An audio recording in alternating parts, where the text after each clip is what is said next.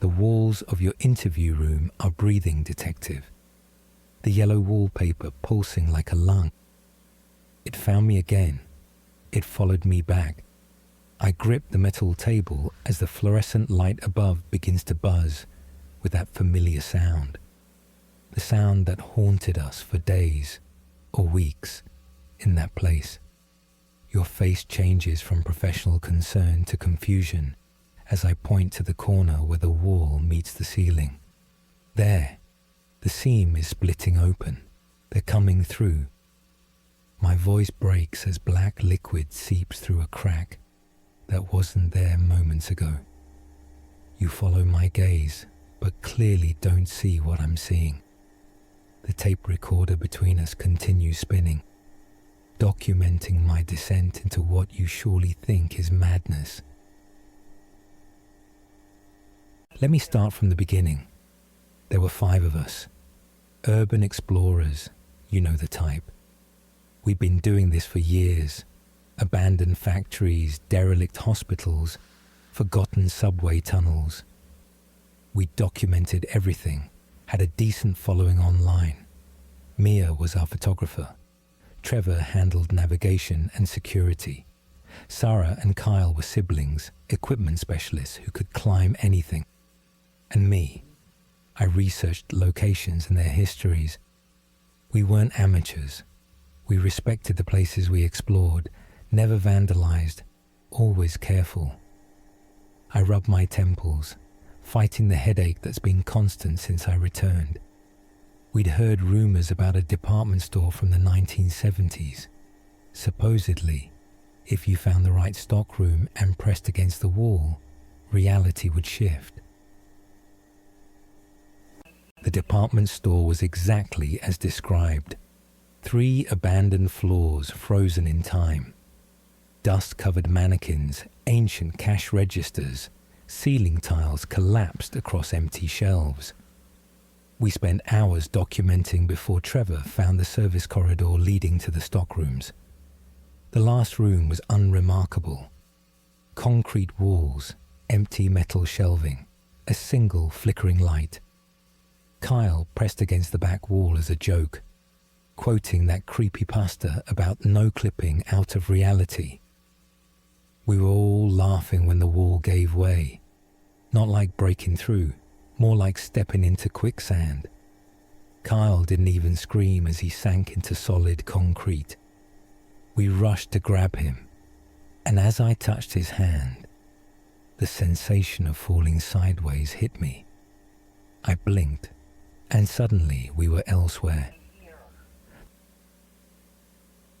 The first thing I noticed was the buzzing, constant, just on the edge of hearing. The smell hit next.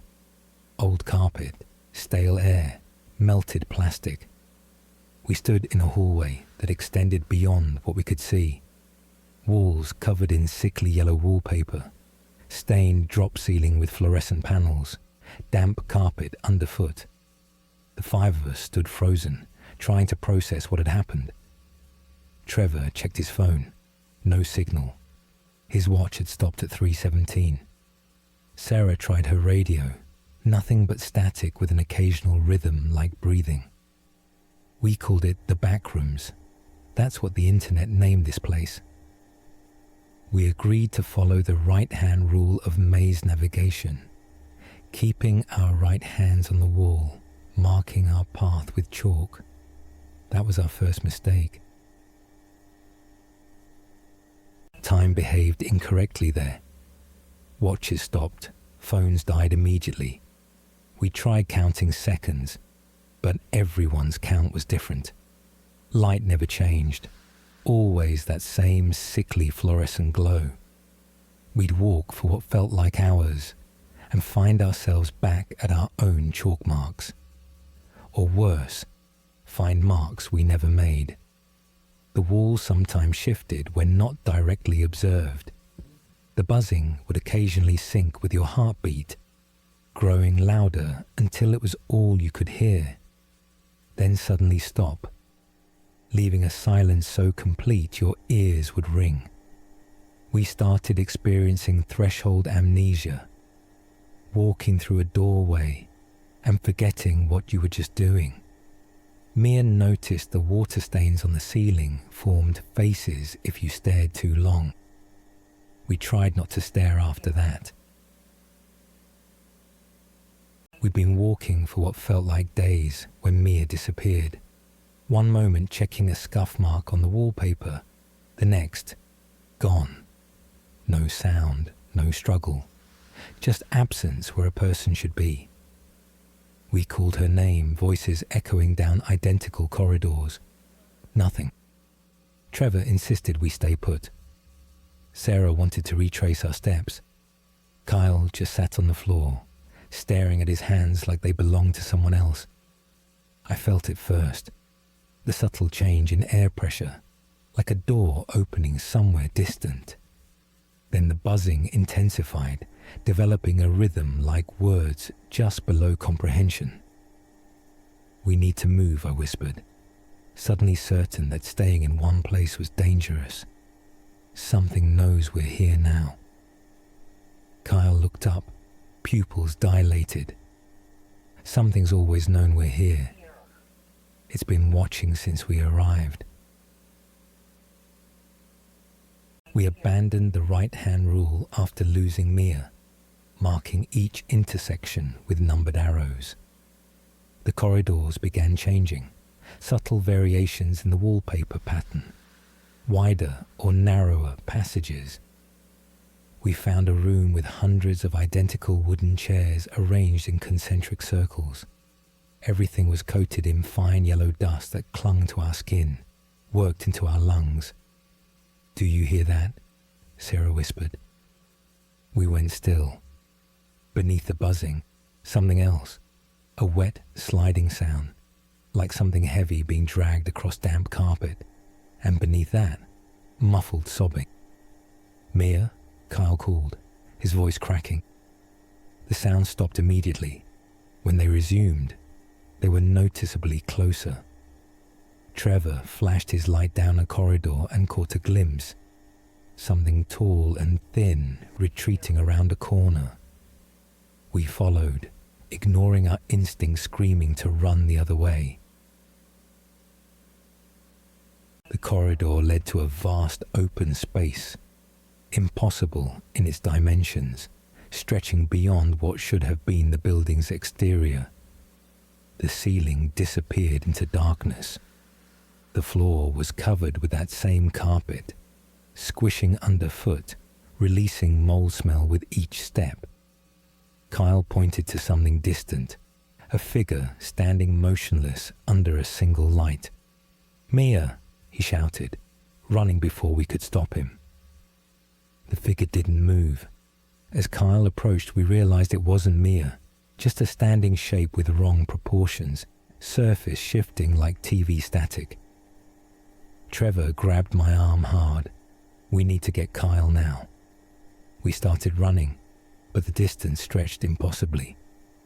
Kyle reached the figure, stopped, then turned toward us. His face, pure terror.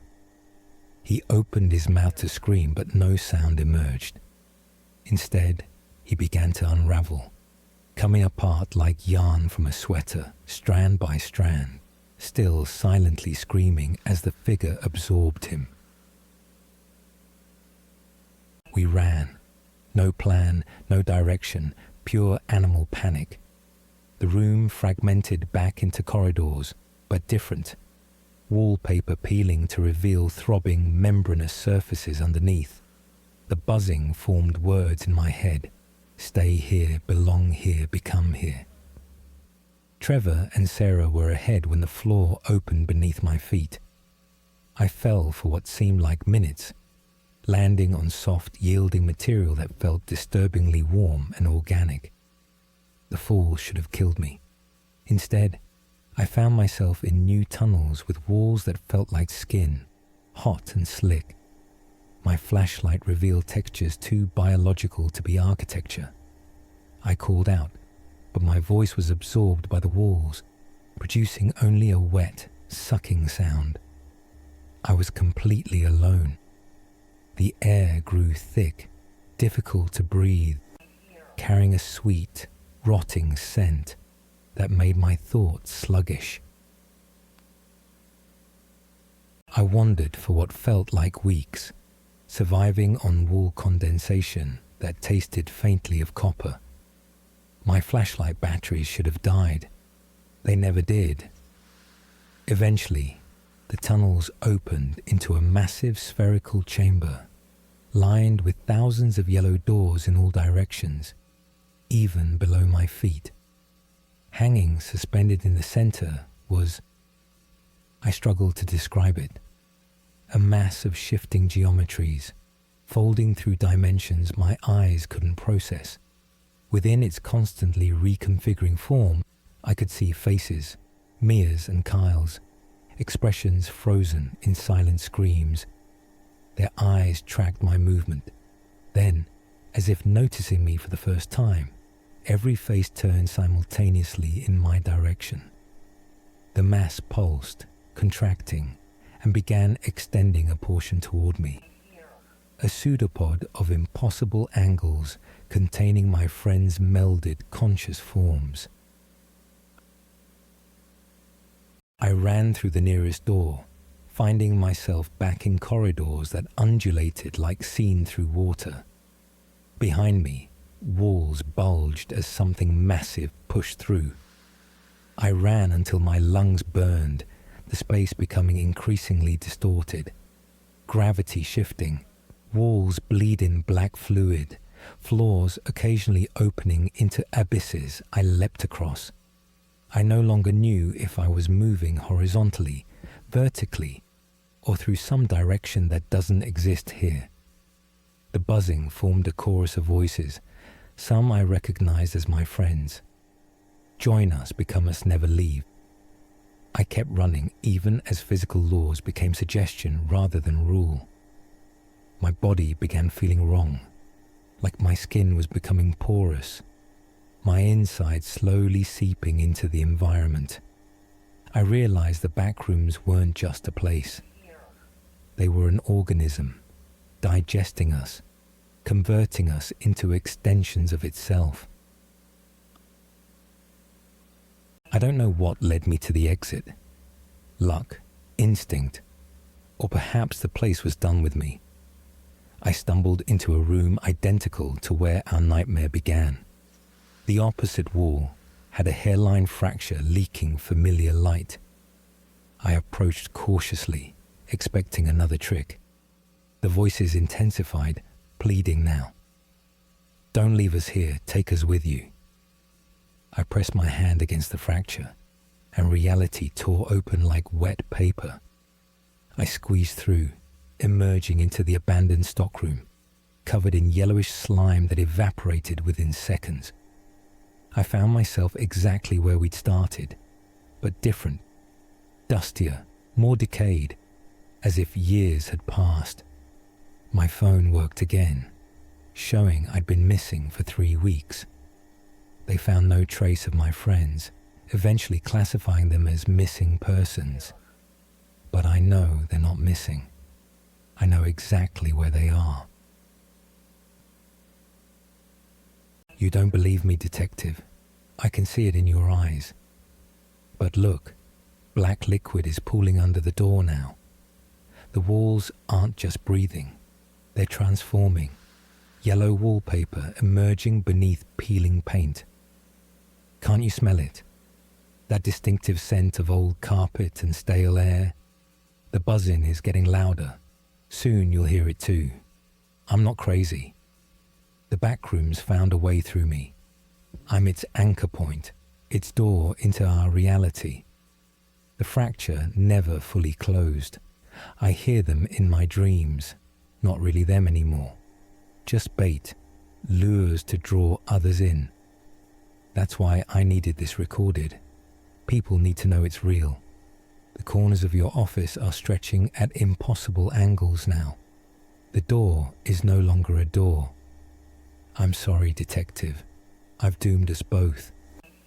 The buzzing. Can you finally hear it? That's the sound of the backrooms breathing, and it's hungry.